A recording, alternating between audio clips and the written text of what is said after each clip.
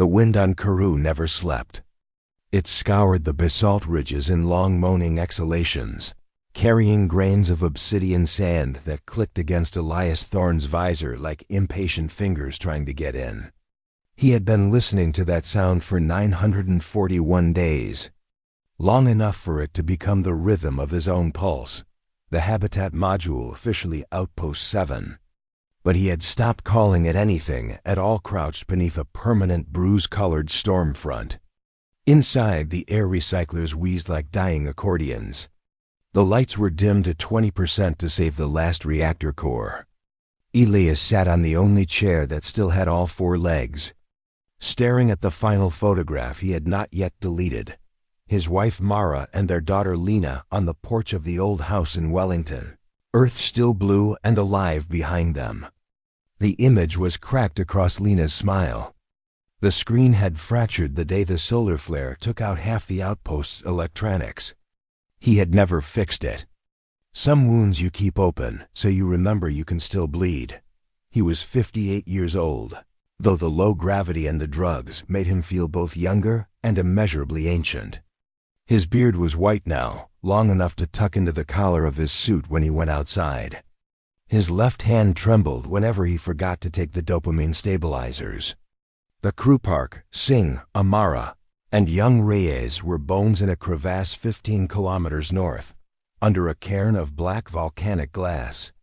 He had buried them himself, speaking the old words over each one, words that felt obscene under an alien sky. The loneliness was not a feeling anymore. It was architecture. It shaped every corridor, every breath. Some nights he spoke aloud just to prove the air still carried sound. He recited poems no one on Earth would ever hear again. He told the empty bunks what he had cooked for dinner. He apologized over and over for surviving when they had not. On the 942nd day, the silence broke. It was not a dramatic rupture, just a soft ping in the long-range array, a carrier wave where none should be.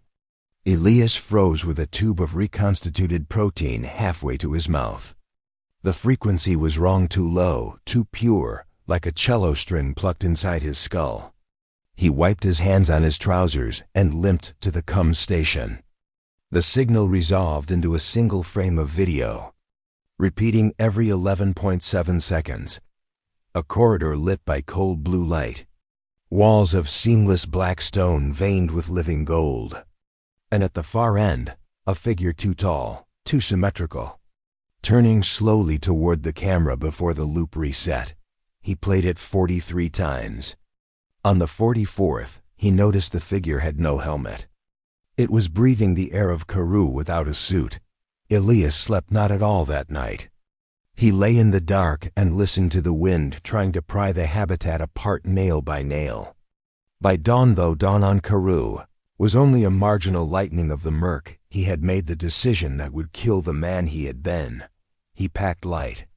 1 week of food, the rifle with 12 rounds left, the portable reactor, the emergency medkit, and Mara's photograph slipped inside the chest pocket of his suit, directly over the place where his heart still obstinately beat. He sealed the habitat behind him without looking back. There was nothing inside worth returning for. The journey south took 11 days. The Badlands were a graveyard of impossible geometry, hexagonal basalt columns taller than redwoods, rivers of liquid methane that sang when the wind crossed them, forests of glass sponges that bled light when touched. Twice he had to detour around territorial leviathans, whose footsteps registered on the seismograph back at the outpost, even at 200 kilometers. Once he sheltered in the ribcage of a dead beast the size of a city block, its bones glowing faintly with residual bioluminescence, and listened to his own heartbeat echo inside, something that had once had 6-dot memories stalked him the entire way. Park's laugh when she discovered the microbial mats could photosynthesize infrared.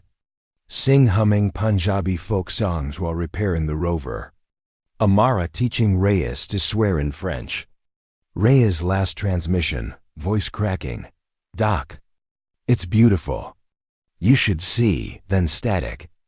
Elias walked until his legs burned, until the memories bled into the landscape, until he could no longer tell if the voices were in his head or carried on the methane wind. On the 11th night, he crested a ridge and saw it, a perfect dome. Half a kilometer across, rising from the valley floor like a black pearl. No erosion scars, no lichen, no sign it had ever been touched by the planet's fury. The surface drank the starlight, reflecting nothing. At its apex, a single spire of gold traced slow spirals into the sky, the same pattern he had seen in the repeating video. Elias stood there until the cold seeped through every seal in his suit. Then he walked down. The entrance irised open at his approach, as if it had been waiting. Inside, the air was warm, breathable. He hesitated only a moment before unsealing his helmet. The scent hit him, first ozone and petrichor, and something like crushed almonds. Corridors curved away in gentle spirals, walls alive with slow pulses of gold that lit his way without shadow. No dust, no decay. The structure felt inhabited by absence. He found the first body in what had once been a hydroponic garden, not a corpse, something between statue and chrysalis. A human shape, genderless now, encased in translucent black resin veined with the same gold. The face was turned upward in an expression of impossible serenity. Elias touched the surface. It was warm. Beneath the resin he could see capillaries of light, moving like fish. There were hundreds of them, thousands, arranged in galleries that spiraled deeper into the earth. Some still wore fragments of ancient uniforms, colony patches from the first wave, the one Earth had written off as lost 2 centuries ago. Others were nude, skin patterned with fractal gold that shifted when he stared too long. All of them breathed, slowly, centuries between each inhalation. In the central chamber, he found the logs.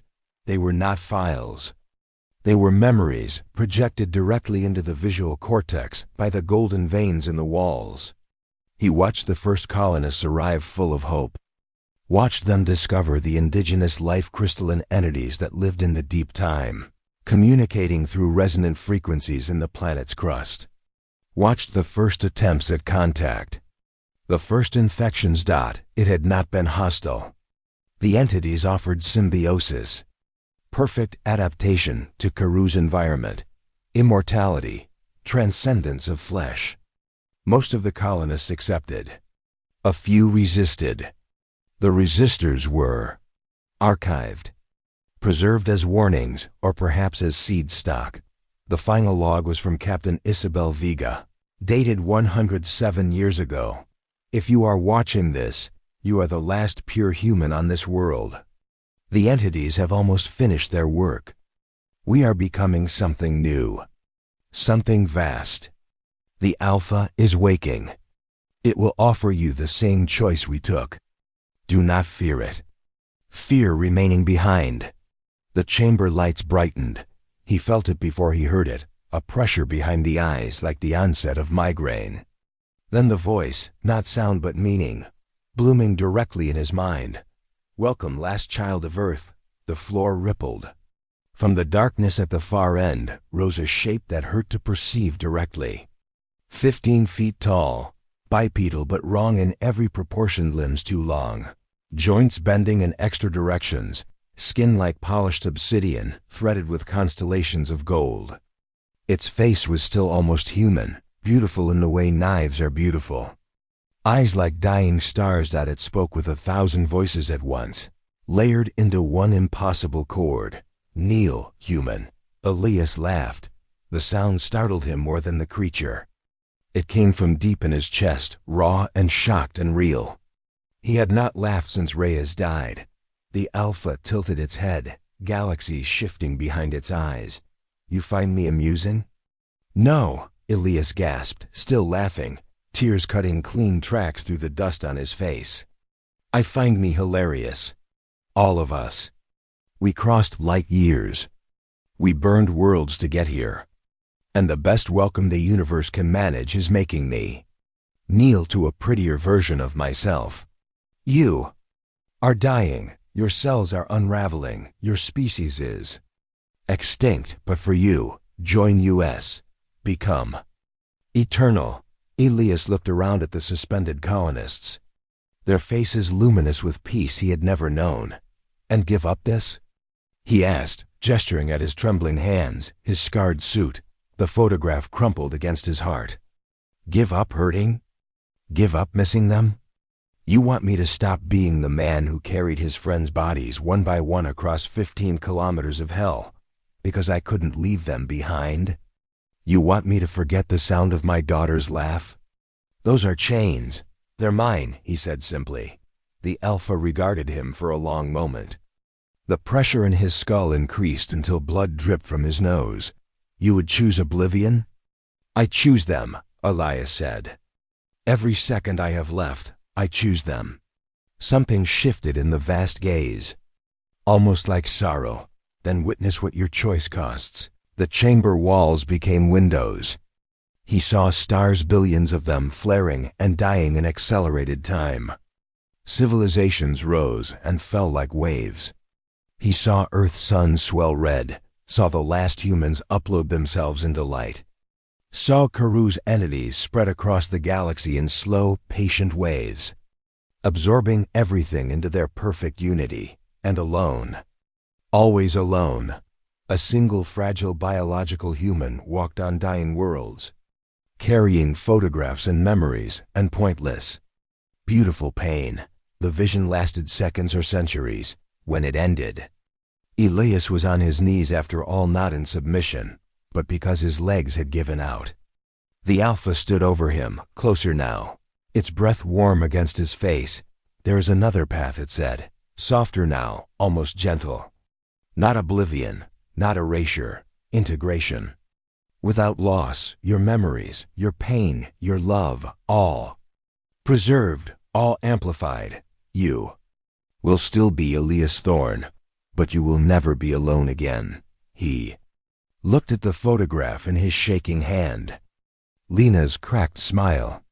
Mara's wind-tangled hair. Will I still miss them? Yes, but the missing will nitrogen monoxide longer be a wound.